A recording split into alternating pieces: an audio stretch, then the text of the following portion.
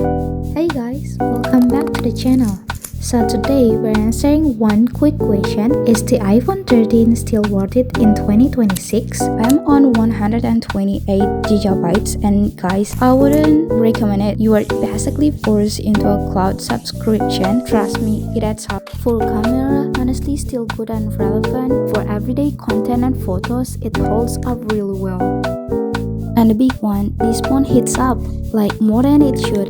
Heavy use, gaming, even just charging while scrolling, you'll feel it. But still running the latest iOS in 2026. For an iPhone from 2021, that's actually pretty impressive. So is it worth it? Kind of. The heating issue and the storage limitation and a few other quirks do add up. If you are okay with the trade-offs, sure. If not, maybe save up a little more. Thank you for watching and see ya!